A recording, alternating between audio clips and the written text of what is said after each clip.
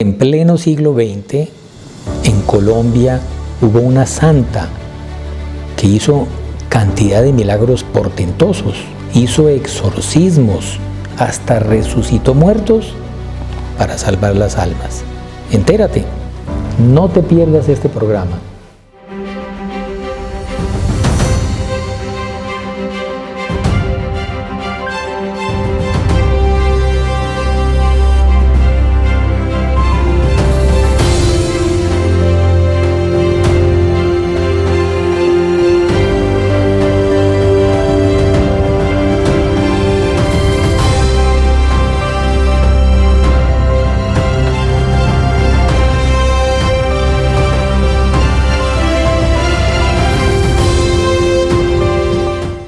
Salve María. Vamos a contarles brevemente la historia de Santa Laura Montoya.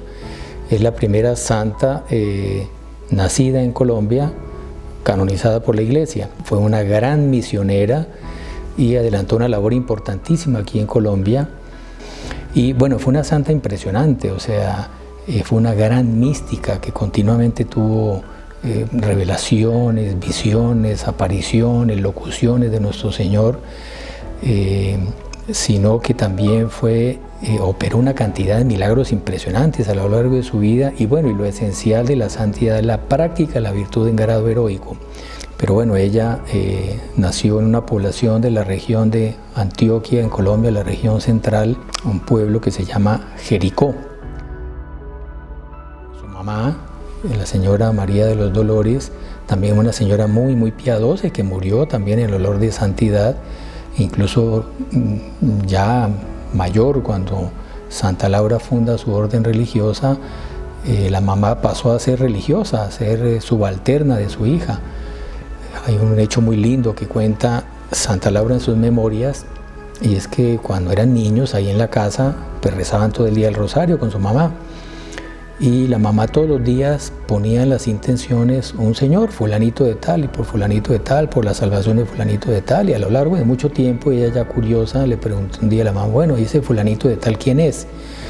Y la mamá le dice, ese fulanito de tal es el que mató a tu papá, porque había habido unas guerras de fondo religioso, y el papá había tomado una posición en defensa de la fe católica, y por eso lo habían matado, ¿no?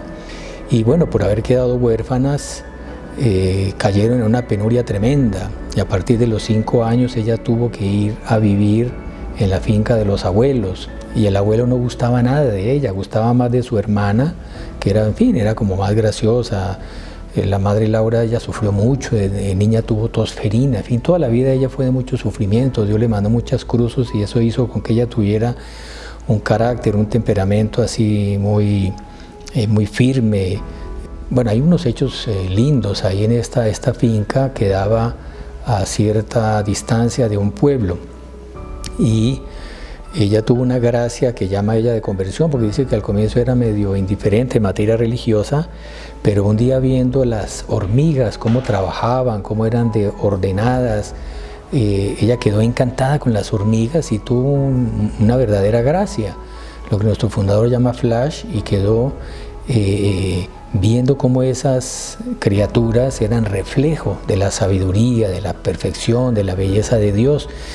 Y ella tuvo, en fin, una gracia muy grande de que ella dice que como que Dios comenzó a ocupar un punto central en su vida a partir de ese momento. Y comenzó a desarrollarse en ella una sed eucarística que era una gracia del cielo, a tal punto que en esa época no era común como hoy en día que se pudiera comulgar todos los días. Era hasta mal visto por algunos sacerdotes y por el común de la sociedad. Se comulgaba solo los domingos y eso. Entonces ella tenía una tal sed eucarística que ella cuadró con los empleados ahí de la finca donde vivía para levantarse a las 3 de la mañana, que le tuvieran listos los caballos ensillados y todo para que los abuelos no se dieran cuenta, y a escondidas ella se iba hasta el pueblo a caballo con el hermano para asistir a la misa y poder comulgar todos los días. Ella comienza a desarrollar una piedad eucarística muy acentuada. Y ya con los 16 años ella se va a estudiar a la Normal, que es el colegio donde se formaban los futuros maestros. pero ella no había tenido estudios suficientes primarios, pero era una mujer muy inteligente. Entonces le tenía que hacer unos exámenes de admisión de una cantidad de materias que ella no sabía nada. Sin embargo, ella se puso a leer en pocos días y se preparó para el examen y sacó notas excelentes.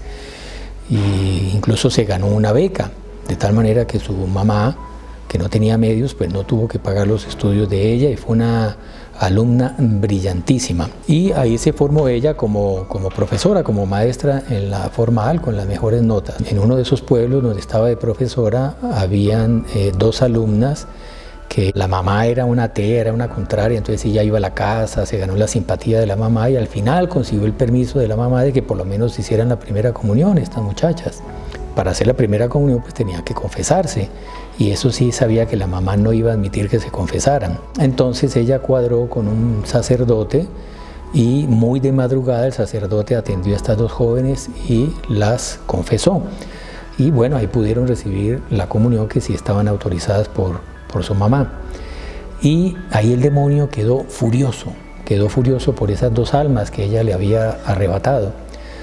Y entonces un día estaba en el colegio que tenía internado y estaba en la habitación de las jóvenes, donde mientras las jóvenes estudiaban, preparaban sus estudios, y ella, en fin, vigilaba a cierta distancia, cuando de repente vio que se apareció un animal horrible que parecía como una especie de mula, con patas de chivo, con unos cuernos retorcidos, unos cascos horribles, una fiera espantosa, y lo vio así en medio de las jóvenes. Entonces ella se llenó de santa indignación y fue a enfrentarlo. Dice que ella lo primero que quiso fue coger un Cristo que había ahí para pegarle con el Cristo, pero dijo no, este animal aquí no merece que yo lo enfrente, o sea, este Cristo sería indigno del Cristo yo golpearlo con él. Entonces dejó el Cristo a un lado y fue llena de santa indignación y agarró al animal ese, lo agarró de los cachos y se burló de él. Qué patas tan feas las que tienes, qué haces aquí, no tienes derecho, y lo fue arrastrando en medio del cuarto y allá afuera lo tiró y lo lanzó afuera el demonio. Entonces, y después fue a preguntar a las jóvenes que estaban ahí y ninguna había visto nada, solamente ella fue la única que lo vio. Más adelante hubo un fenómeno parecido, también en un colegio de estos hicieron un retiro. Habían 8 jóvenes también que también eran de origen de familias ateas, anticatólicas y no tenían ninguna formación religiosa, y ellas no querían confesarse. Ella les fue a insistir, no, nosotros no nos vamos a confesar. Entonces ella comenzó a rezar, a ofrecer penitencias, a llorar por esas almas para que se convirtieran, y al final le dijo, mire, si quiere yo cuadro con el Padre para que él, sin que las vea a ustedes, le confiesan sus pecados, pero con un velo para que ella no les vea la cara, para que no le diera a ella pena de confesarse y que el Padre viera quiénes eran. Entonces al final las convenció y se confesaron de esa manera. Y poco tiempo después, una de esas jóvenes vino a la medianoche a despertarle, a decirle que le ayudaba porque el demonio la estaba perturbando por las noches, se estaba manifestando. Entonces ella no vio ningún demonio, la muchacha sí lo veía, pero entonces ahí le dio una orden del demonio, le dijo, tú no tienes derecho sobre esta alma ya pertenece a Dios, ya se convirtió, lárgate de aquí. Y en ese momento se sintió un viento como un huracán que salió así por la ventana y tumbó la rama de un árbol enorme, una ceiba, un árbol enorme, una rama gigante, que son ramas muy fuertes. Y tumbó la rama y la rama quedó retorcida, y como si alguien la hubiera retorcido, le hubiera arrancado una rama fuerte. Y las personas solo vieron eso, vieron el viento y la caída de eso, pero no vieron nada más. Son 2 casos así de verdaderos exorcismos hechos por la Madre Laura, y antes de ser religiosa, cuando todavía era laica, ¿no? Una laica haciendo exorcismo, interesante.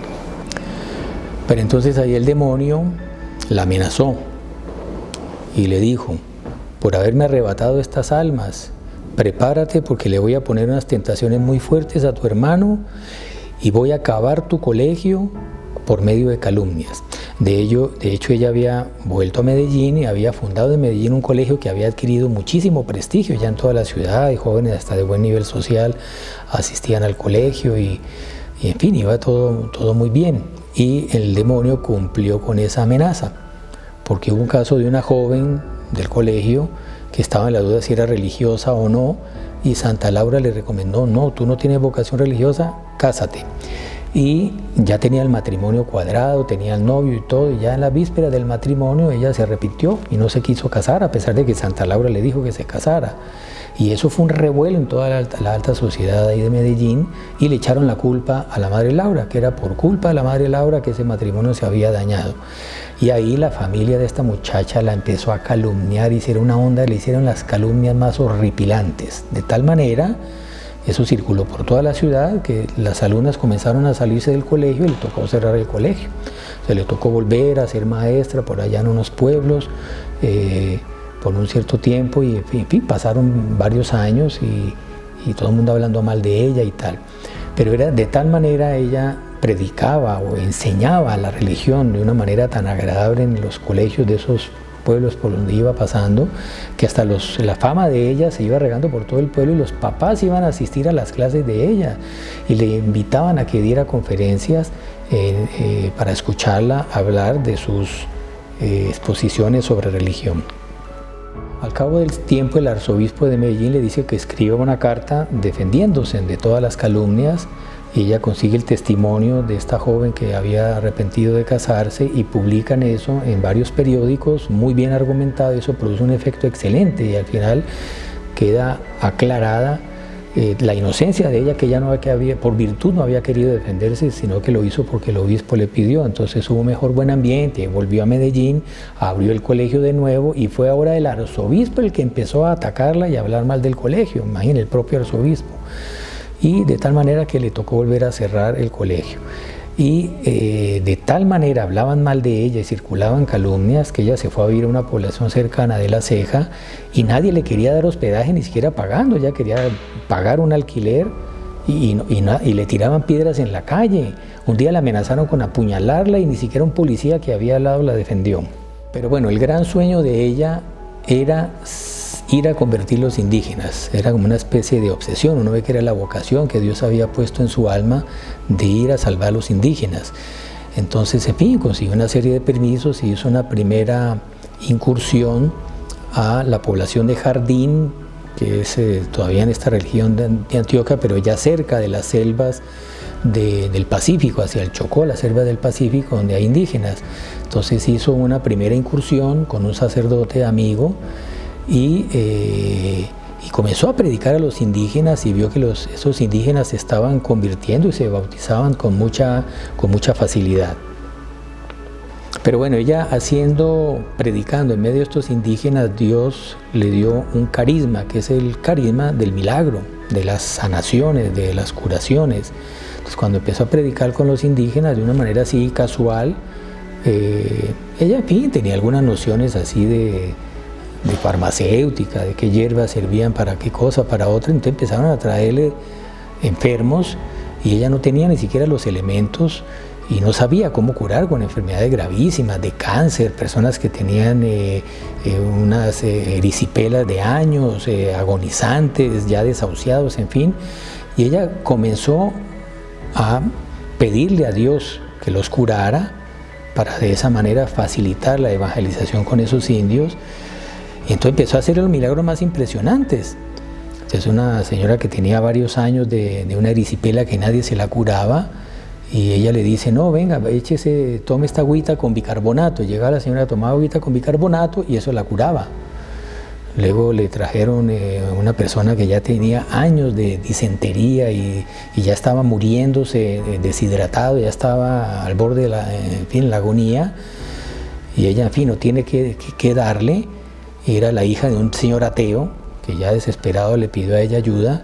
Entonces ella, sin saber qué decir: bueno, mire, vayan al río, saquen un poquito de agua, no de la orilla, las que está estancada, sino del agua que pasa por el centro del río, cojan esa agua, la hierve y se la dan. A ver, entonces llegaron, hicieron todo eso, le dieron esa agua y la niña se curó. Entonces este hombre, que era ateo, que era anticatólico, el papá de la niña, terminó convirtiéndose. Un señor que vino con unas enfermedades, en fin, vergonzosas, ella le dice: no, vaya, póngase cebo de una vaca, Entonces el hombre fue, se aplicó el cebo y se curó.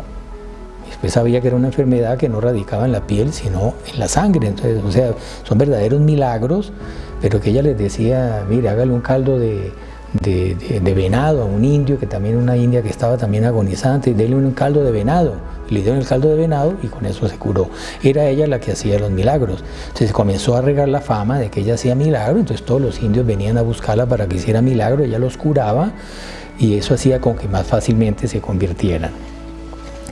En fin, la cantidad de milagros que ella hizo, una cosa impresionante. Un día iban caminando por la noche, escogió una tormenta en medio del campo, del lodazal, y iba en fin, con otra hermana. Entonces le rezaron a Dios para que las protegiera y parara la lluvia, pero Dios hizo un milagro mayor y es que la lluvia no paró, continuó lloviendo, pero en torno de ellas dos, mientras iban caminando, por el lugar que ellas iban avanzando, en ese lugar no llovía. Luego en la primera población, donde montaron la primera fundación propiamente, la primera base así de misión, en medio de la selva, en Dabeiba, estaban cambiando el techo de la casa, porque ya estaba todo averiado, y cuando ya habían quitado el techo dañado y no habían puesto todavía el nuevo, también vinieron unas nubes amenazantes. Entonces ella rezó y en ese momento ocurrió el milagro impresionante. Empezó a llover en todos lados, pero alrededor de la casa, sobre la casa no llovía. Llovía en todas partes, menos en la casa que estaba sin techo. Cuando ellos llegaron a ese lugar, que es un lugar ya de indígenas, había una plaga de langostas que había acabado con todos los cultivos. Entonces había una hambruna, una escasez tremenda. Entonces uno de los indios le dice a ella, bueno, pero tu Dios es muy malo, porque si tu Dios hizo las langostas, ¿por qué tu Dios deja que las langostas se coman todo y aguantemos hambre? Entonces ella, ¿cómo hago yo con este indio? Entonces, dile a tu Dios que acabe con las langostas, que se lleve la langosta. Entonces dice, bueno, yo le voy a decir a mi Dios, pero entonces tienes que bautizarte. Yo le digo a Dios, pero tienes tú que bautizarse. Bueno, dile a ver y a ver si te creo. Entonces se fue ella con las monjas a la iglesia y se rezó delante de nuestro Señor. Señor, mira, es una cuestión de honra tuya. Son estas almas que dependen de este milagro, por favor. Haz ese favor, desaparece las langostas. Y salieron, y la nube de langostas que estaba revoloteando por todo lado, no fue que se fueron, sino que se desaparecieron, porque en ninguno de los alrededores nadie vio pasar las langostas por ahí, simplemente las langostas se desaparecieron, no aparecieron más. Y ahí el indio le dice, bueno, sí, está muy bien, tu Dios me está convenciendo, pero ¿por qué tu Dios no nos manda lluvia? Estamos en una sequía tremenda también hace días, dile a tu Dios que mande lluvia. Entonces ella fue y le rezó a nuestro Señor de nuevo y comenzó a llover de una manera milagrosa después de varios días de sequía, y ahí este indio con otros tantos se convirtieron viendo el milagro. En fin, hay una infinidad de hechos impresionantes. Es muy lindo ver cómo ella atraía a los indios con la figura de la Virgen. Ella siempre que montaba una misión en una casa donde tomaba la base, lo primero que hacía era poner una imagen de la Virgen. Y los indios pasaban y quedaban encantados con la dulzura, la bondad de la Virgen. Preguntaban, ¿y esa quién es? Entonces ellas comenzaban a hablar, esta es la Madre de Dios, es la Virgen María, porque en ella fue que nació nuestro Señor Jesucristo, y es una Madre de bondad, ella es la mediadora, la intercesora, ella consigue de Dios todo lo que le pedimos. Bueno, el asunto es que los indios quedaban prendados de la Virgen, a tal punto que, por ejemplo, una vez un cacique de eso le dijo, yo de ustedes no gustará, de ustedes las monjas no gustarán, váyanse de aquí. Y dije, bueno, entonces nos vamos, pero entonces también me llevo a María, Madre mía, porque era lo que les había enseñado la oración, oh María, Madre mía. Entonces yo le decía, María, Madre mía. Entonces, no, de ella sí gustar, no se la lleve, a María, Madre mía, no se la lleve. Y era un indio pagano que no se había convertido todavía y estaba queriendo que las monjas se fueran. Entonces, no, deje a María, Madre mía, esa no se la lleve. Bueno, pero si no se va María, Madre mía, nosotros tampoco nos vamos. Y al final todos los indios que quedaban prendados de la Virgen terminaban convirtiéndose. Incluso hay un caso muy bonito de unos indios que venían de lejos, por allá de Panamá, y venían, eran indios caribes, mucho más duros de convertir, y venían a la población donde ellas estaban, y ellas trataban de hacer apostolado con ellos, pero eran muy ariscos. Y al final, en fin, les comenzaron a comprar los productos que ellos traían, les pagaban a mejor precio, luego les ofrecían que se hospedaran en la casa de ella, los hospedaban ahí y les daban comida, en fin, fueron ganándose la amistad de ellos. Y un día uno de ellos le preguntó: ¿y ustedes por qué ponen flores a ella, que era una imagen de la Virgen? Entonces, no, porque es la Madre de Dios y ella en el cielo ella queda muy contenta y se ríe cuando le ponemos flores. Y ahí el indio quedó encantado, a ella se ríe si le traen flores. Entonces el indio ese se volvió a ir lejos donde vivía con su canoa, y un día vino, era un viaje de horas, vino exclusivamente a traerle flores a la Virgen. ¿No? Yo quiero traerle flores a María, Madre mía, para que ella se ría. Y fue a través de la figura de la Virgen que ellos lograron atraer a esos indios y después convertirlos, y pudieron llegar, incluso ser recibidos por ellos allá en sus tribus en medio de la selva. Y porque también los indios con los sacerdotes, ellos eran muy prevenidos, porque claro, los ancestros por allá en la conquista, algunos conquistadores no los habían tratado muy bien, y ellos pensaban que todo hombre que iba a matarlos, a hacerlos esclavos, a destruirlos, pero como ellas eran monjas, eran mujeres, entonces era más fácil que ellos las dejaran penetrar. Y lo que muchos misioneros no habían podido hacer, lo conseguía hacer la Madre Laura con sus monjitas.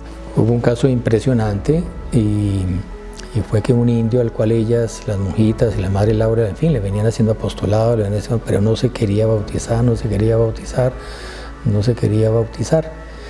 Y al final él le dijo que sí, que él se había bautizado, que un padre lo había bautizado en otro lugar y todo eso, y se murió.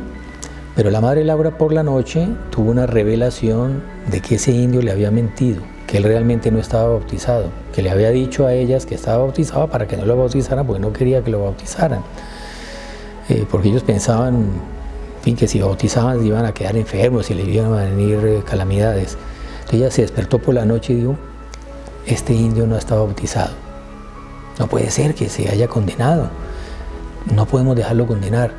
Entonces se fue al velorio donde estaba al indio, lo estaban velando y se había muerto el día anterior, fue ese día por la noche, o sea, esa noche.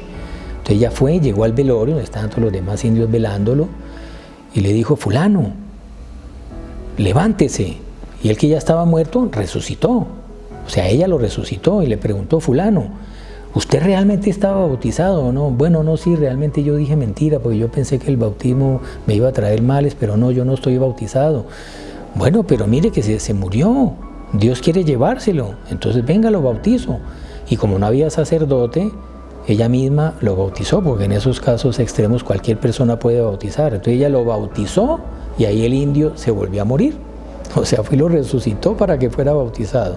Entonces ahí los demás indios le decían: fulanito el desveloriado. En el lenguaje de ellos decían: fulanito el desveloriado, o sea, porque lo estaban velando, o sea, estaba muerto y lo resucitó. Entonces, fulanito el desveloriado.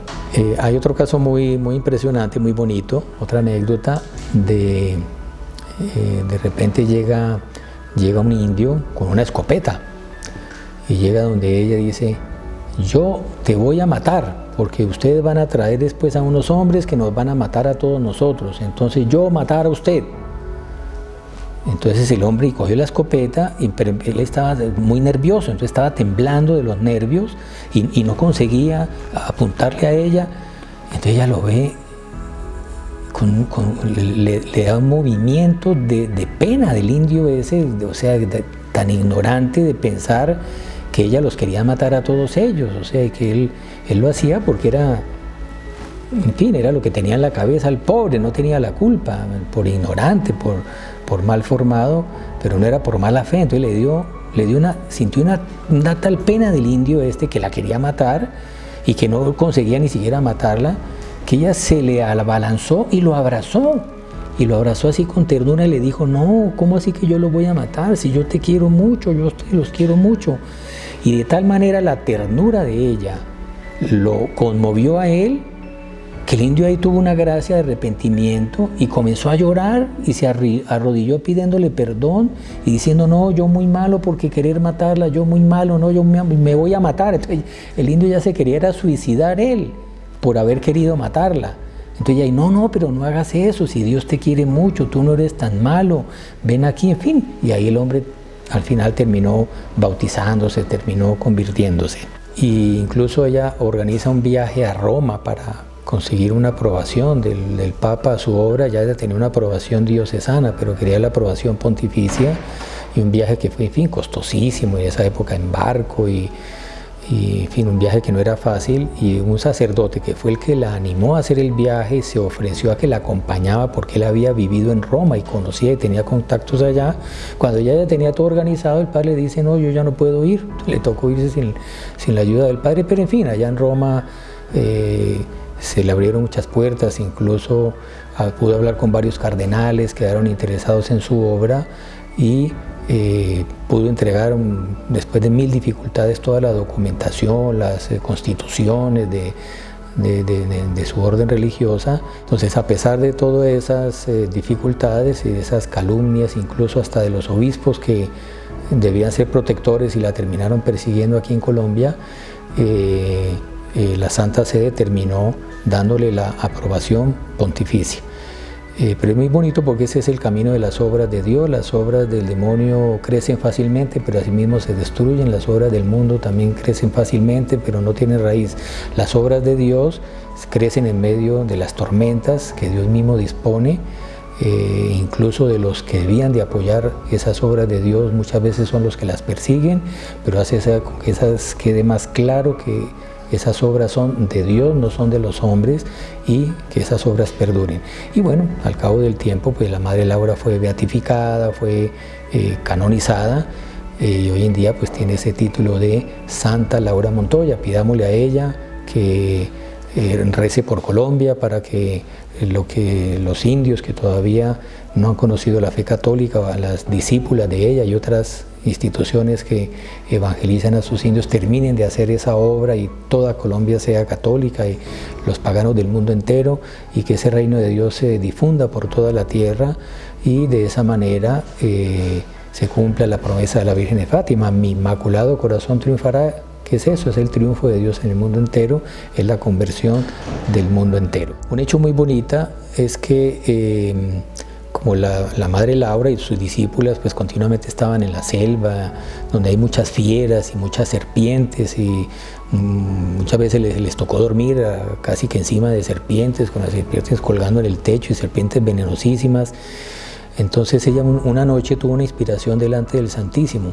Dice, bueno, estas fieras, Señor, son obras tuyas, son hijos tuyos, y los indios también, y tú quieres que salvemos a los indios. Entonces, Señor, ayúdame a hacer un pacto con las fieras. Dile a las fieras y a las serpientes que no ataquen mi obra ni a mis discípulas, y nosotros no le hacemos ningún daño, para que podamos cumplir nuestra vocación de evangelizar a los indios. Entonces eso se llama como el pacto con las fieras, que ella sintió que las fieras de la selva habían aceptado ese pacto, y que Dios era como que el testigo de ese pacto. Y de hecho hasta hoy en día las lauritas, como se conocen las discípulas de la Madre Laura, cuentan que nunca, ninguna de ellas nunca las picó una serpiente o las atacó una fiera en sus misiones en medio de la selva. Salve María. Si no te quieres perder ninguno de nuestros videos, suscríbete a nuestro canal, activa la campanita y no te olvides de compartirlos con tus conocidos.